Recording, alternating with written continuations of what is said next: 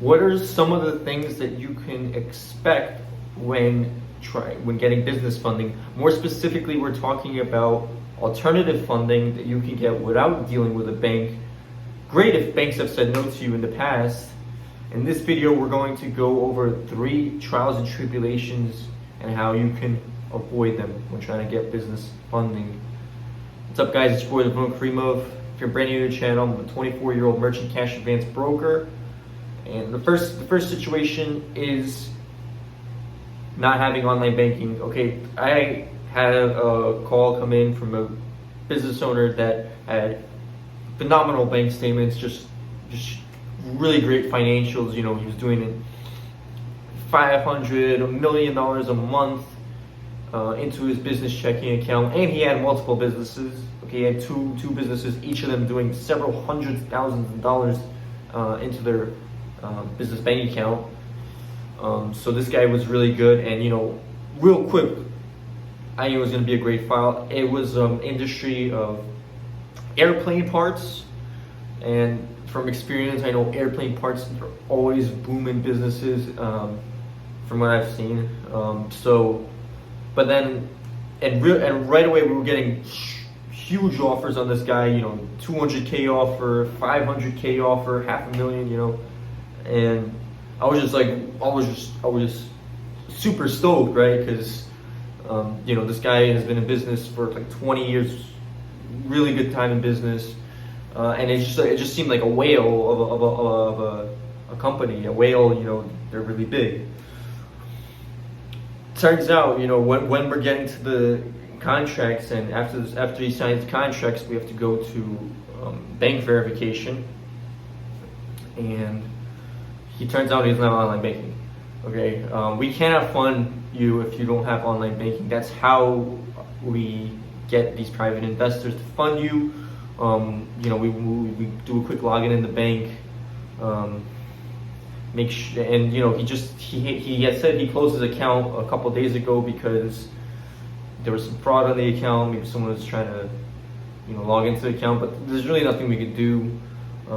Similarly, number 2, the second situation that we had, so these kind of tie in together, is a business owner that didn't know that he had to do online banking. We went through same process. He sent me the last 3 months bank statements, driver's license, voided check, tax return, and we found out that he didn't know that we were going to do a bank login. So when it came to that, when my underwriter called him, he was like, "Oh, whoa, I don't know about you logging into my bank." It's pretty standard procedure. Pretty much, you're gonna go through that. Nowadays, they have what's called a bank verification, where you could just, through a third-party company, verify your bank details, and then on the other side, the funder can download all the transaction activity, recent activity on the account, past 90 days. On the account, and that some funders are doing that. It's case by case, but we wanted to do a login. The guy kind of got nervous, caught cold feet, got scared, whatever, of doing the bank login. And this was a home care company, which also really big business. We really like doing business with home care companies, daycares, whatever. All right, so how do you avoid the situation? Basically, I would avoid the situation by, when we're getting the contracts created, the contracts drafted, that's when I would start bringing up the fact, like, hey, okay, this is what's coming down the line.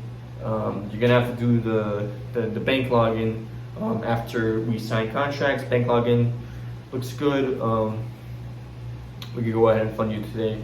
So that's what I would say to avoid that situation. Last situation I'm going to talk about real quick is a business owner that I had a call come in, right? And it was from a New York number, a 516 area code.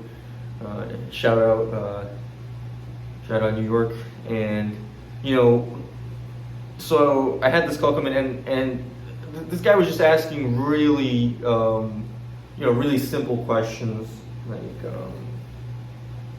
and he was staying on the phone. Like, he seemed a little bit too friendly for me, and which is it's not a bad thing. In fact, I actually prefer when people are easy to work with and nice in general.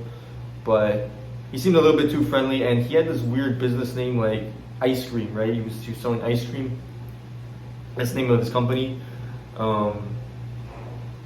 And yeah, and he just kept calling me, called me like 3 times. So I was like, okay, well, this guy's a New York number, and it's an ice cream company. Maybe this is not even a real thing. Maybe I'm just getting trolled here, right? Like maybe one of my subscribers, and he sent me this text message. He's like, are you the funding hunt guy? Like as if he's seen my YouTube channel, right?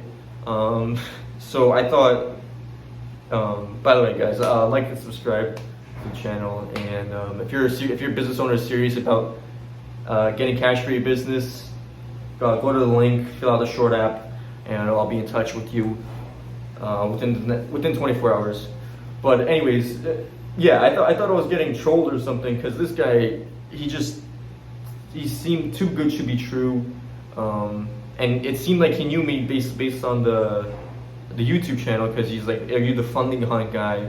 Which no one really says that. No one really talks like that.